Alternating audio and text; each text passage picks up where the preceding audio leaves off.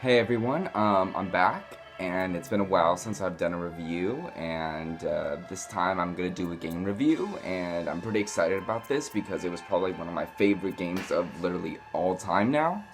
And like it used to be Kingdom Hearts 1 and 2 equally, but now like I've come across a game that has flaws, like every other game, but is flawless, if that makes any sense. I'm even rocking my Fox unit, and that is Metal Gear Solid 5 The Phantom Pain.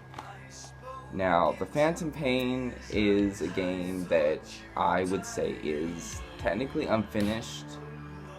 Konami fucked Kojima in every way, but from what like it stands on, it really did do a good job. The story is thin, but the gameplay is flawless and perfect. Like I'm just like you control the game. Like it's just perfect. Let's just get into it. All right. If you played Ground Zeroes, you know that um, Solid. I mean not Solid Snake. Big Boss gets shot down and he gets injured. And from this XOF unit, you have nothing to know about. And yeah, and then he wakes up 9 years later in surgery and he's missing an arm. And there's one point where you like design your own face in the beginning, and that confuses me. And then it just drifts away at some point, and it's just like, okay, that doesn't make very much sense. I'm just like, okay, that's something, I guess. But Kojima always fucks with you. And then the game proceeds like you have to rescue Katsuhiro Miller, and then you meet Ocelot again, and then you pretty much bring Big Boss back to life. And the whole game is, one thing I don't like about it, one thing is that the story is not really complex enough. Like compare that to Metal Gear Solid 4, it's so story driven and not enough action. This is so much action and not enough story driven. So I guess he took advice from his fans, but too much advice, I think. So there's a middle ground. And it's an open world, so you can do whatever the fuck you want. I mean, it's just so fun, just doing anything you want. Like you can Fulton things up in the air. You can Fulton tanks. You can Fulton people.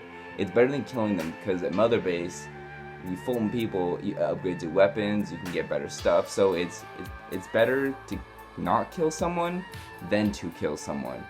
And then you figure out that there's this guy Skullface, and that he has a revenge plot. I'm not gonna get too much detail because I don't spoil everything for you. But yeah, you meet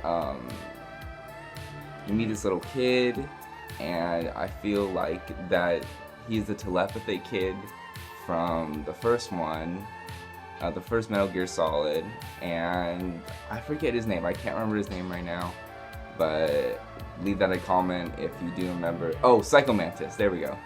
And he's in it, and then there's this big flaming dude, and he just fucks everything up. You're in this like hospital in the very beginning, and like you're like all like weak, and it's one of like the most intense video game experiences, intros I've ever experienced.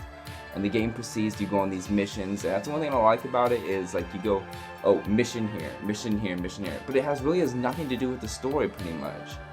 And that's one of the flaws about it. It's just like it's very repetitive and repetitive and repetitive and repetitive. And we finally get to some like story, and then we figure out that there's this virus that if you speak English, it kills you pretty much. And that comes into play why there's this character called Quiet doesn't speak. And Quiet is probably like the sexiest thing I've ever seen in a video game, and it is, women are objectifying this video game to the T, and it's hilarious. Like it's just almost funny. It's unapologetic ass shots. Kojima, you know what you're doing, and it's just funny, and like it's just great. And I know that it's like really like I don't know, I like it.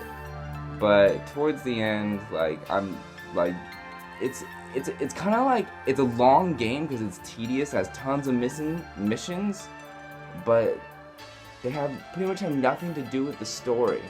It's more of just like an experience of a game. But it's just a thin story. That's one thing I didn't like about it. But the gameplay, amazing. I can't stress that enough. And in the end, there's only 2 chapters. There were supposed to be 3, but there's only 2. And the second chapter is just kind of rehash of the first.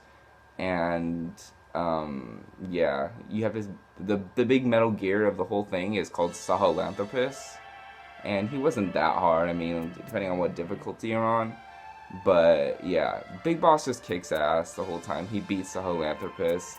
Oh yeah, and you meet Liquid Snake in the beginning. Not in the beginning, but towards the middle. He's in a child army, and you have to like meet him and fight him, and it's just kind of cool. Father meeting son, and he hates him, and it's just kind of cool, like seeing this shit. Like it's finally seeing years and years of history come together, and it's just really cool to see.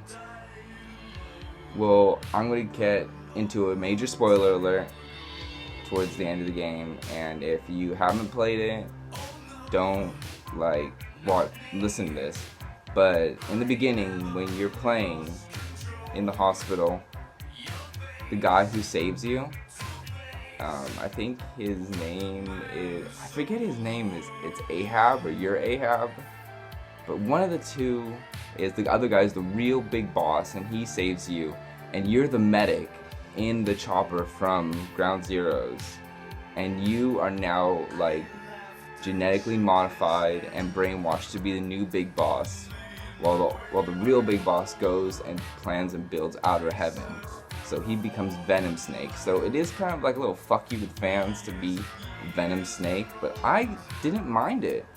I thought it was like very interesting. I was like, a new take on it, and like if you go back to the first Metal Gear, you're fighting Venom Snake. So it's actually Big Boss sending Big Boss to kill Big Boss. There's a lot of like plot holes and everything, but I thought it was really cool, and I would give this game, like, it was my favorite game of the year, and probably one of my favorite games ever, and I have perfectly enjoyed it, and I suggest anyone to go out and buy it. So there you go. That's kind of my review about it.